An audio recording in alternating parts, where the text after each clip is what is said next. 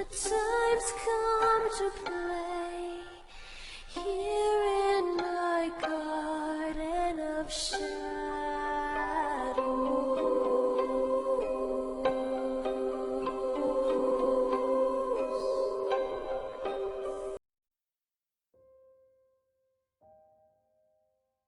Hello, I'm Runya, aka Media Adaptation. Welcome back to Moderation All Meets for a Game. And it's Friday, so that means it's time once again to talk about the supposedly lost anime, Go for a Punch, but probably better known as Saki Sanobashi. A bunch of women go into a bathroom, and they don't come out. And there have been several theories thrown around about it.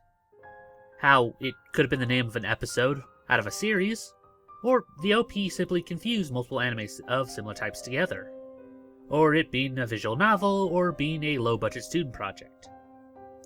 The art style and low-budget parts of this anime makes it really hard to pin down when it would have been made, as it's commonly believed to be around the 80s in origin. But we keep finding clips that prove that it could have been made much later. Case in point, this week we have the aptly named Sexual Angel Immoral Licini, which would be spot on for what we're looking for, and it was made in 1998, making it the latest date to fit our criteria. Credit for finding this clip goes to Discord user Cyan, which kind of felt like that one scene from Men in Black, where a bunch of us keep poring over multiple leads, and then someone says something so bluntly obvious that we kick ourselves for not thinking about it sooner. Why don't we just check the Japanese Pornhub? Well, my initial searches there haven't found any real leads, but it's probably something we should look further into later. And while doing this, it kind of hit me that I'm now the guy on the internet who watches hentai just for the plot. And I can say that completely unironically. But anyway, back on topic, as we got another mysterious image for the past week. And this one comes from the anime, Ada? How do you begin to pronounce that? 変幻体魔やこう彼ら舞う、奈良音量絵巻. Also, why does your voice change whenever you read Japanese? Because. Shut up. Anyway, the anime is from 1989, and itself is really hard to follow, with moments of hyperviolence, like the souls of unborn children ripping the head off an old guy, and other spirits just one-shotting poor saps. But the short version is that someone stole the head of a monk, which can be used to open a portal to hell, releasing more ghosts. Two psychics are brought in to help deal with them, and the scene in question involves a fight with a Nuka Kubi in a locker room, which they seal away like a Pokemon. And I'm not joking about that, as later, when they get in over their heads, they summon it back to fight for them, before helping it pass on. The end of the second act is actually pretty unique as well, as they get their asses kicked. One of their allies gets a knife in the back and almost loses an eye, and one of our main straight up almost dies. And the ending follows normal anime traditions of pulling random stuff out of their ass, and binding the bad guy's soul in the seal to help keep the portal closed. But let's move on to our next one, as last week we covered a lot of vampire ones, and someone pointed out that we forgot Cyber City Odu 808 from 1990, which was suggested primarily for one line. Get lost. You wouldn't recognize a goddamn vampire if one jumped up and bit you on the end of your fucking dick. As this anime itself is basically Ghost in the Shell mixed with Suicide Squad, with bomb collars being placed on our three leads to get them to work for whatever government organization that it was. Again, it's full of that early anime's violence that we all know and love, with the first episode dealing with a person who's fused with a building security system, the second dealing with a cyborg Terminator, which itself is pretty much worth the price of admission, and our third is dealing with said vampire. And it is so off the wall that it's amazing, as we get robotic saber-toothed tigers that shoot lasers. He deals with them, but then has to fight an entire army of them for no real reason, before having to fight our vampire on top of a space station, again because anime. And he ends up winning by tricking him out an airlock, which tears him apart. I remember watching part 1 of this years ago, but I'm finally glad I got back around to it. Anyway, our next suggestion was Wicked City from 1987, And it starts with our main almost getting his dick bitten off by Jiragumo. Yes, all the stories that your parents told you were true, as she has teeth down there. And with out of the way, we finally get to the plot.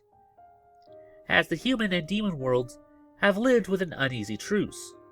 So agents from both sides are sent to help Master Roshi here get to a peace summit. Which, God, this anime keeps making less sense the more you think about it. So they get ambushed by a rogue demon faction, and a girl sacrifices herself to save them. So they try to use her as a hostage while giving her the old Japanese welcome, which again almost gets them all killed. God, this makes less sense the more you think about it.